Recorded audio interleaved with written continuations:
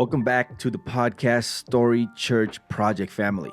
Now, we want to tell you that now we're going to be looking at the rise of authenticity. It's getting better. Remember that we've teamed up with Audible so that you can follow along in the book that we're reading or in the book that we're going over, which is Andrew Root's book, Faith Formation in a Secular Age. Really good insights. If you haven't listened to the other podcast episodes, we encourage you to go back. But we remind you that we also have a link where you can click and get your free copy so that you can follow along with us.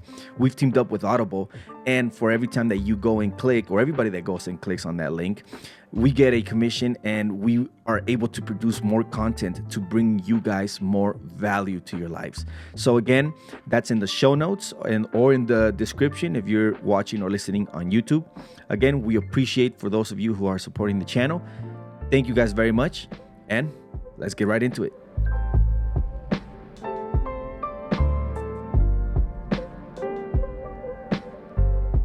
So the rise of authenticity as the ultimate value. How did we get here? How did this happen? I mean, how did we go from a world where faith and transcendence, like the divine being part of our Christian life, how did we go from that to only considering the personal authenticity of each individual? Now, don't get me wrong, because right at the top of our head, this sounds like, man, is this book against authenticity? Is this book against young people? No, I can't repeat this enough. I'm a huge advocate for young people. For many years, I was a youth pastor. I've learned so much on the way. Even now, I can see the struggle that we have in getting young people involved. And that's the reason why this book has changed a lot, because we're not considering, or Andrew Root is not speaking on authenticity being evil, and he's not talking about young or youthfulness in and of itself being evil. But there are concepts that we need to understand that throughout history have developed. Ideologies have developed throughout history. And if we don't talk about those, if we don't break those down, we won't know exactly where we are at or why we think the way we think. We won't be able to evaluate and therefore develop the right solutions, right? In order for us to develop the solution, for example, for young people, church and unchurched, to bring them to the gospel, to bring them to the kingdom, we first must understand the problem so that we can figure out the solution. And a lot of times we're just jumping into the solution without knowing what the issue is, right? You can't fix a car and start messing with the spark plugs if the issue has to do with the gas pump or something like that, right? We need to know what the issue is. And so what does this mean for the church, especially when it comes to reaching young people? And so we need to explore how this happened, how youth culture became the driving force, and why the church often, like a lot of times, we mistake youthfulness and authenticity as the end goal, as like the thing. And I want to admit, this is something that I have fallen victim to a lot, right? Where the end goal is youthfulness and the end goal is authenticity. And let's kind of summarize here the first 2 to 3 chapters of Andrew Root's book, right? If you're following along, make sure you jot down notes and share your comments, obviously, on YouTube, or I think even in Spotify, you can share comments now. Let us know what you think. So here we go. In Before the Enlightenment, Andrew Root speaks that people saw the world as like full of spiritual forces, right? That good and evil happen because of the transcendent nature of God, of how God just would be part of everyday life, but also how evil happened because of demonic forces, because of supernatural dark forces. An example that he gives is, for example, the relics. Martin Luther speaks against the relics.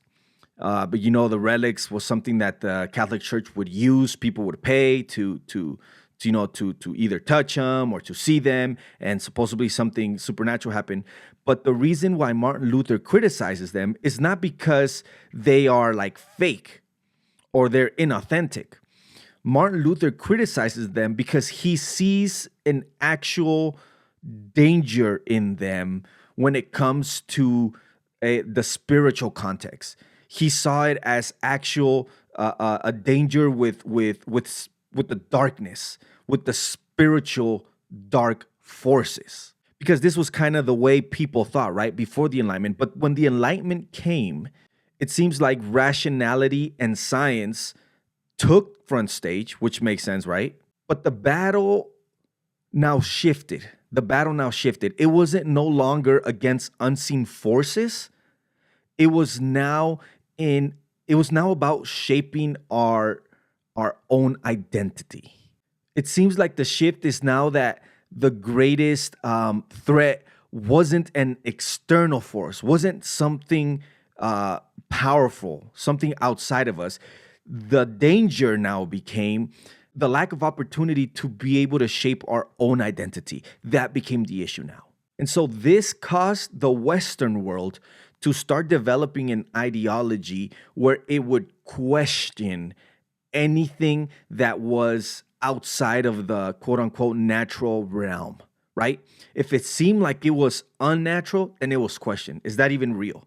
Is that even something we need to believe in anymore, right? Things start to shift from external truths or external realities like God or even the dark forces to more about internal experience. So a lot of artists, painters, other people in those areas and contexts started to question a lot the authenticity of the church. They started even to reject the church, but they didn't reject it because it was necessarily evil, although that could have been part of it, but they were rejecting it because it was also fake. And when you read stuff like Nietzsche, from authors like that, you get this idea that for them it was better to be bad but real, right? It's better to be good but not be fake. As a matter of fact, the worst thing somebody can be is to be a fraud. And if we think about it, this idea is still very strong today, because you hear people say, at least I'm being real, right? At least I'm being real. Even though they're making destructive choices in their lives, that's the saying, right? At least I'm being real. And this is it, because being fake is actually considered worse than being evil. Imagine that. And so this is where the church has struggled a little bit in addressing this ideology. This is the secular age.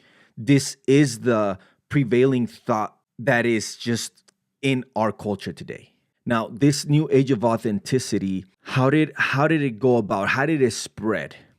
Well, Andrew Root is arguing that in the 1960s, or in the 20th century overall, there was a huge shift in ideology, right? And the 20th century is marked by world wars. And although we might find this just like, okay, well, why are we talking about history? Why are we talking about world wars right now? Well, this brought on a huge shift in the way people thought, in the way that things were happening. Why? Because it was the shift was so big that the church picked up on this and started chasing after youthfulness. Because in order for authenticity to be the prevailing thought or the ultimate value, there needed to be a vehicle that would communicate this, that would spread this thought, right? That authenticity is what matters. And the vehicle, Andrew Root is suggesting that the vehicle to communicate and to spread and to bring about the age of authenticity, or authenticity as the ultimate value, that vehicle was youthfulness. Youthfulness became the ultimate sign of what was real and what was meaningful. So if young people approved of something, it was authentic. If they rejected it, it was irrelevant. So it's a little bit crazy to think that youthfulness actually became a measure of faith. Now, again, this is not to say that to be young is a bad thing, and this is not a criticism at young people or the things they do or the things they say. No, no, it's not. But it is. First of all, let's separate first what the church did, and let's just look at. Andrew Root is trying to say, look at just how this developed in the world, right?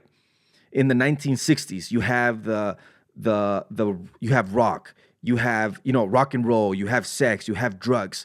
But these were tools that were showing that authenticity was in the end the ultimate goal, right? These were ways in which young people could express in being themselves, who they really were meant to be. And so young people are the ones that have the energy. They're the ones that have the courage to stand up to say. And this is another important part where he makes a distinction in between World War II and let's say, for example, the Vietnam War. So World War II, this is important. World War II, you have people who went to war because of duty, right? Because they thought it was a duty to go. So although most of America didn't want to get involved into the war, we have to admit that most of America did not want to be involved into the war. And we see this pressure being put on Roosevelt, right? We don't want to be part of this war. But when the war finally hit after Pearl Harbor, then people went, right? The draft happened and people didn't protest. They said, we'll go. We'll go because there was a sense of duty. Well, if you compare that, Andrew Root says, to the Vietnam War later, when you're talking about the Cold War was more an ideological war.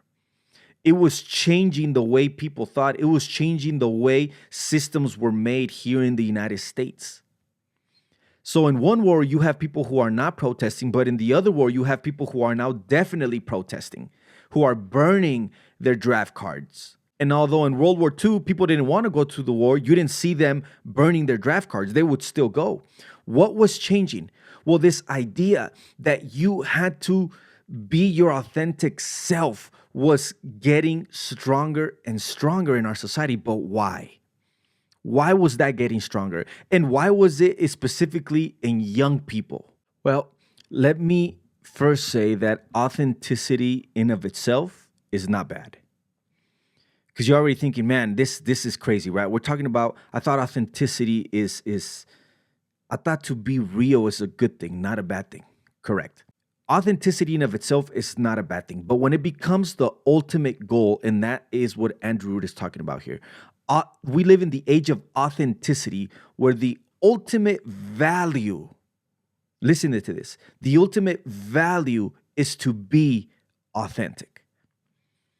Right? That's the end goal. And so somehow this was brought, the church adapted this idea. This ideology crept into the church because authenticity if it's the ultimate value, it's going to say, well, what do you want? What do you care for? And so if church isn't done in the way, or isn't done in things, or isn't done by things or by people that just don't click with your subjective feelings, then authenticity, if it's the ultimate value, it's going to say, well, I don't like it. It's not right. It's fake. It's boring. And therefore, since authenticity is the ultimate value, the rejection of certain things in the church becomes okay now.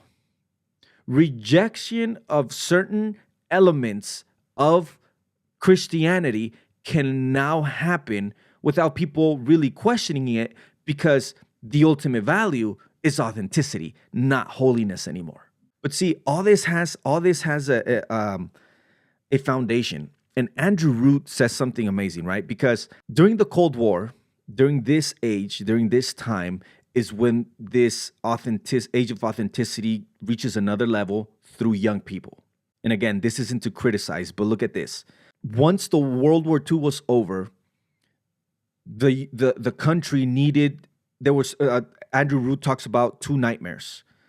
They were afraid of going back to another depression, because remember, United States had come out of a huge economic depression, right? And so that was one fear. And the other fear was for there to be another war, which eventually that fear was there, and it took on another level when we came to the Cold War, right? But these two fears were there: another economic depression or another crazy war. Now, in order for these to be fixed, the government needed to, the government shifted and used this age of authenticity to make a mass society. In other words, to make a society full of consumers.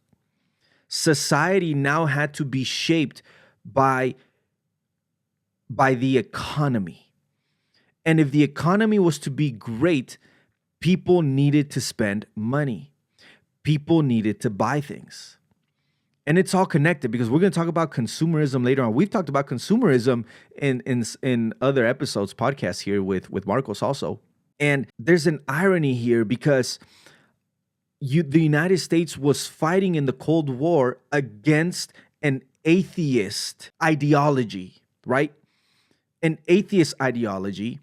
And so they said, we're going to double down on church. We're going to double down on going against communism, going against that economic system, because that economic system will only take us back to an even worse depression.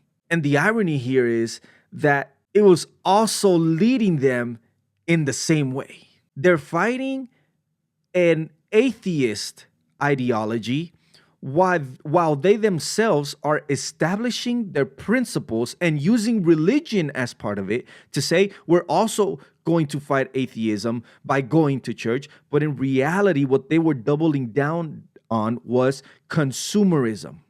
Buy more things. Let's reach out to your authentic self. It's what you want that matters. And so we need to sell whatever we need to sell in order for you to become who you need to become.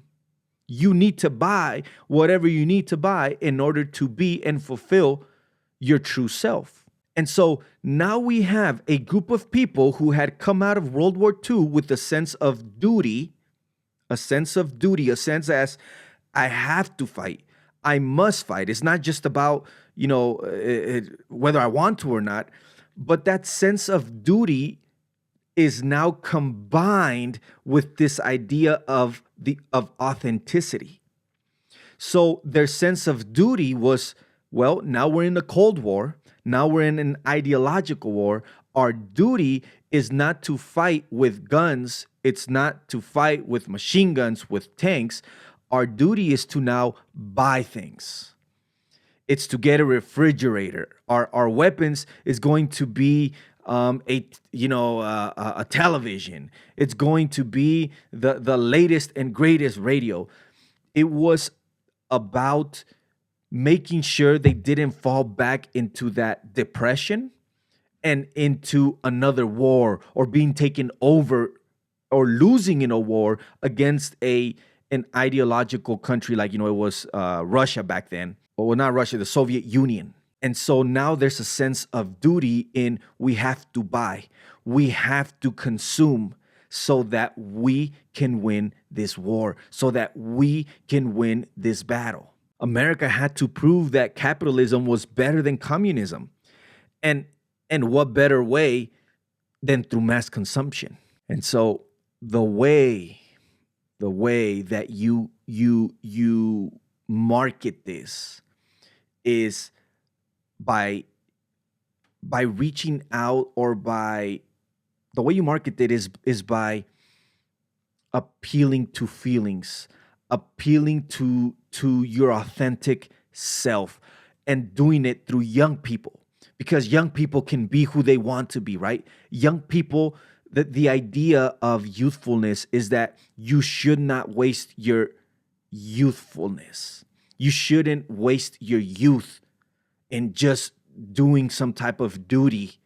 You should be able to stand up, to use your energy to do this, to use your energy to do that. Like, in and of itself, guys, it's not bad, right? There are advantages to youthfulness. But when youthfulness becomes the end goal, or authenticity becomes the end goal, then we're going to miss out on the transcendent reality of God. What does that mean? We're going to miss out on actual actions of the divine in our lives, an actual experience with God. Now, authenticity does have to do with experience. And authenticity does have to do with genuinely, right? Genuinely also coming to an experience with God.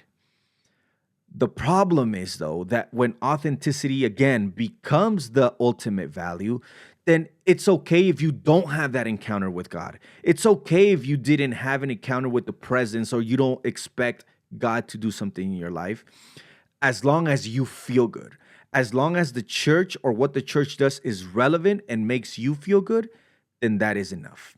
Anyways, guys, we've gone over through a lot already in this, and just to give us a little bit of a preview of what we're going to be talking about later. And I hope this makes sense. You have to read the book, by the way. If it doesn't make sense, I truly apologize, but I'm pretty sure, I really hope it does. If not, follow us with the book. Remember, you get a free book. You get a free trial with Audible. Download the book. All you got to do is click on the link and search the book, Faith Formation in a Secular Age by Andrew Root. But then just kind of a preview. We're going to start to see that the fact that young people, consumerism was what needed to happen in order to win the war, right? Quote unquote, supposedly. And so you use young people as the train, as the vehicle to communicate this age of authenticity, to communicate that authenticity really is what matters the most.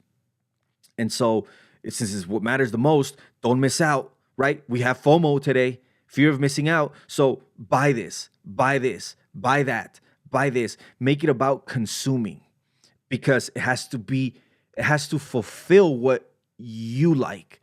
And if it doesn't, it's okay to reject it. Well, this creates an issue for the church now, because the church is now going to chase after relevancy. And now we're going to start to see this trend, this pattern, this idea that you need to participate. Faith is going to start to be measured as participation in the institution. So, just like the world, just like the government, just like in this world, they were reaching out to young people, right? They're reaching out to even older people. Be your authentic self. Now the church is like, hey, we're becoming irrelevant. People aren't really and let me say this. I'm gonna do a parenthesis here. The church does have I'm not justifying that the church didn't do anything wrong and that the church was like perfect throughout all its centuries. This is not the point, right? Two things can be true at the same time.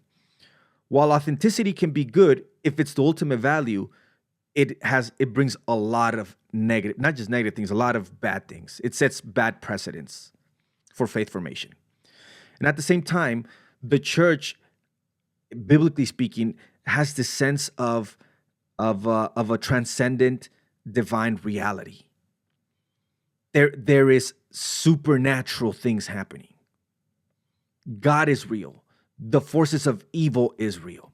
And when faith formation has to be developed, you have to do it with this in mind. Unfortunately, authenticity doesn't allow, pretty much in the end, doesn't allow all the space for this transcendent reality to happen if authenticity is the ultimate goal, right? Does that mean that the church has been perfect the whole time? No. The church has failed. So I would add to Andrew Root, and this is just my opinion, I would add that the church, and he says it, he does mention it here and there also, but the church has not been perfect. The church has done evil. And so I would say the church doing stuff like this has only added